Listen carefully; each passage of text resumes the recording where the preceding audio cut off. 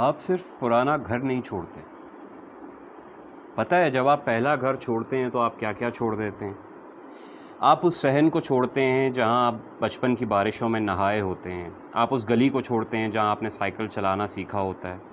آپ اس لوہے کے پائپ کو چھوڑتے ہیں جس سے لٹک کے آپ نے قد بڑھایا تھا. آپ اس بیٹھک کو چھوڑتے ہیں جہاں آپ اپنے دوستوں کے ساتھ بیٹھتے تھے. آپ اس برآمدے کو چھوڑتے ہیں جہاں آپ کی ماں آپ کی دادی دھوپ سیکا کرتی تھی. آپ وہ باورچی خانہ چھوڑتے ہیں جہاں نعمت خانہ بھی ہوتا تھا. آپ وہ کمرے چھوڑتے ہیں جو چھوٹے ہوتے تھے جہاں ان زمانوں میں شاید اے سی بھی نہیں ہوتا تھا لیکن گرمی بھی نہیں لگتی تھی. آپ وہ بیلیں وہ پودے چھوڑتے ہیں جو آپ یا آپ کے والد بہت شوق سے لگاتے تھے. آپ وہ درخت چھوڑتے ہیں جن کے پھل کھانے کو آپ کے دادا نے انتظار کیا تھا.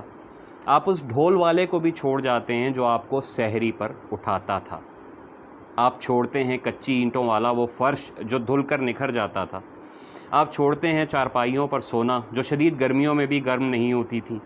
آپ ان کو چھوڑ کر فوم پر سونے لگتے ہیں جس کے لیے اے سی بھی چلانا پڑتا ہے. آپ کھلے آسمان تلے سونا چھوڑتے ہیں اور ستاروں کی جگہ پنکھا دیکھ کر سونا پسند کرتے ہیں. آپ وہ روشن دان چھوڑتے ہیں جو آپ کے نئے گھر میں ہرگز نہیں ہوتے. ایسی فضول چیز کی جگہ ہو بھی کیوں. آپ وہ چھت چھوڑتے ہیں جس پر پتنگ اڑانے کے بعد آپ گالیاں کھاتے تھے. آپ وہ سیڑھیاں چھوڑتے ہیں جن میں ریلنگ کے بجائے دیواریں ہوتی تھی اور جہاں ہر 3 ماہ بعد ہاتھوں کے نشان مٹانے کے واسطے چونا کرایا جاتا تھا. آپ وہ پرندے چھوڑتے ہیں جو اس دانے اور پانی پہ اتر آتے تھے جو آپ کی دادی ڈالتی تھی. واللہ آپ سب چھوڑ دیتے ہیں. وہ لوگ چھوڑ دیتے ہیں جو آپ کے ارد گرد رہتے تھے. کیسے پیارے محبتی لوگ چھوڑتے ہیں اور کہاں کہاں چھوڑ دیتے ہیں. الغرض آپ چھوڑ دیتے ہیں وہ سب کچھ جو آپ کے خمیر میں ہوتا ہے اور نکل پڑتے ہیں ترقی کی شاہراہ پر. آپ گھر چھوڑ دیتے ہیں نئے گھر آ جاتے ہیں. اگر آپ کے پاس چند 100 کتابیں بھی ہوں تو آپ ایک امتحان میں ہیں. گھر والے سوالیہ نظروں سے دیکھیں گے کہ آپ کتابیں کہاں رکھتے ہیں اور انہیں کہاں ٹانگتے ہیں. کتنے خطوط کتنے وزٹنگ کارڈ کتنی تصویریں.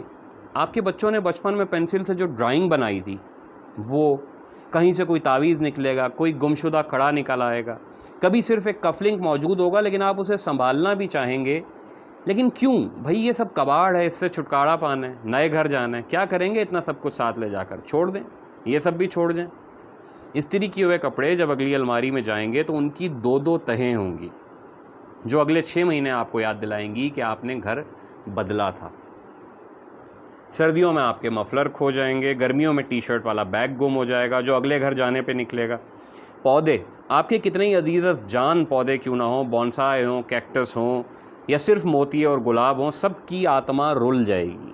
20 گملے ٹوٹیں گے. پودوں کی شاخیں ٹوٹیں گی. دھوپ کے رخ کا اندازہ 2 سیزن گزار کے ہوگا اور اس بیچ کتنے ہی پودے کملا جائیں گے. اور پھر وہ پام وہ چنبیلی اور وہ بوگن ویلیا آپ نئے مالک کے رحم و کرم پر چھوڑ کر جانے پہ مجبور ہوں گے. جو زمین میں گڑا ہے وہ سب کچھ آپ نئے مالک کے رحم و کرم پہ چھوڑ جائیں گے. وہ آپ قدم بھی زمین میں بار بار گاڑیں گے. آپ بھول کر بھاگنا چاہیں گے لیکن آتے جاتے باہر سے انہیں ایک نظر دیکھنے پہ مجبور ہوں گے. پھر کوئی حرام الدہر انہیں اکھاڑ پھینکے گا. آپ گھر آ کر اداس پھریں گے لیکن صاحب نیا گھر تو نیا گھر ہے. پھر کیا ہوگا. پھر یہ ہوگا کہ تمام عمر آپ کو جو خواب آئیں گے وہ اسی پہلے گھر کے آتے رہیں گے. وہ چاہے 3 مرلے کا ہو اور بعد میں آپ 10 کنال کی جگہ مل کر بیٹھ جائیں. خواب میں آپ پھر بھی 3 مرلے والے غریب رہتے ہیں. آپ کے خوابوں کو پیلی دیوار کالے کائی زدہ پرنالے کئی بار پینٹ کیے ہوئے لکڑی کے دروازے اینٹوں کے صحن خالی سیمنٹ کے پلستر والے برآمدے اور کمروں میں پڑی جھلنگا چارپائیوں سے عشق ہوتا ہے. ڈبل بیڈ پہ اچھلتے بچوں کو ڈانٹتے ہوئے آپ کو یاد آتا ہے کہ چارپائیوں کی کان سیدھی کرنے کے لیے کیسے جینوئنلی چھلانگے مارنا پڑتا تھا. پائنتی پہ بیٹھنا کیسا آرٹ ہوتا تھا اور موٹے بان کی رگڑ کتنی سکون بخش ہوتی تھی. آپ گھی والے پراٹھے اور رات کے سالن کی جگہ صبح سویرے ایک ڈبل روٹی کا سلائس اور ابلا ہوا انڈا کھا تو سکتے ہیں لیکن میدے سے زیادہ آپ کی انگلیاں ان پراٹھوں کو توڑنے کے لیے بے چین ہوتی ہیں. یہ بھی کبھی کبھی خواب بھی بتلاتا ہے. دھوپ میں بیٹھے بیٹھے جتنی دیر آپ ہرے چنے کھاتے تھے یا ابلے ہوئے مٹروں کے نمکین اور نرم چھلکے اتنی دیر میں آپ کی فلائٹ ایک ملک سے دوسرے ملک پہنچا دیتی ہے. لیکن وہ نمکین مٹر وہ ہرے چنے پوری دنیا میں سولنگ ہوا کرتی تھی. اینٹوں کی بنی ہوئی گلیاں محلے تارکول کی سڑک بنتے دیکھنا ایک تماشا ہوتا تھا. اب گھروں کے فرش تارکول کے بننا رہ گئے ہیں، پھر گھروں کے اندر بھی گرمیوں میں فرش سے بھاپیں اٹھا کریں گی، چاہے انڈا فرائی کر لو۔ یاد ہے اینٹوں والی گلی میں آپ جون جولائی میں بھی ننگے پاؤں چل سکتے تھے؟ اس سڑک پہ چلے ہاں ذرا۔ سارے گھر میں ایک آئینہ ہوتا تھا، کسی جہیز کی سنگار میز میں ٹنگا، سائیڈوں سے روغن اترا ہوا، بے رنگ بے جان، کبھی صاف نہ ہو سکنے والا، مگر سب کے چہرے لشکے مارتے تھے۔ ابھی اپنی شکل دیکھے بغیر لاڈلوں کی حاجت قضا نہیں ہوتی ہے، لیکن چہرے ہائے ہائے 100 بار بھی دھو لیں تو وہ معصومیت کہاں سے لائیں؟ یہ جاگتی آنکھوں کے خواب ہوتے ہیں جنہیں پورا کرتے کرتے آپ کی کمر ٹوٹ جاتی ہے۔ بند آنکھوں کے خواب تو ہمیشہ وہی رہتے ہیں جہاں بارش کی ایک بوند پڑتے ہی مٹی خوشبوئیں لٹانا شروع ہو جاتی تھی۔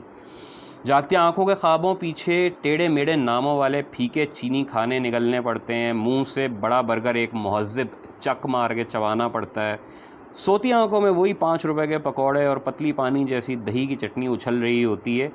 بچوں کے ساتھ ہزاروں روپے کی آئس کریم کھاتے ہوئے بابے اس وقت ہنس پڑتے ہیں جب تیلے والا برف کا گولا اپنے ٹپکتے ہوئے رس کے ساتھ یاد آتا ہے۔ وہ ان گولوں کو اتنا رو چکے ہوتے ہیں کہ اب بس وہ ہنس ہی دیتے ہیں۔ جاگتی آنکھوں کو آنے والے کل کی فکر ہوتی ہے، سوتی آنکھیں رہتی گزرے ہوئے کل میں ہیں۔ پر سوتی آنکھیں خواب دیکھتی ہی کب ہیں؟ خواب تو جاگتی آنکھیں دیکھتی ہیں۔ مہنگے خواب، لالچی خواب، گھناؤنے خواب، بے درد خواب، شفاق خواب، تمہارے خواب، ہمارے خواب، اور شاید سارے خواب۔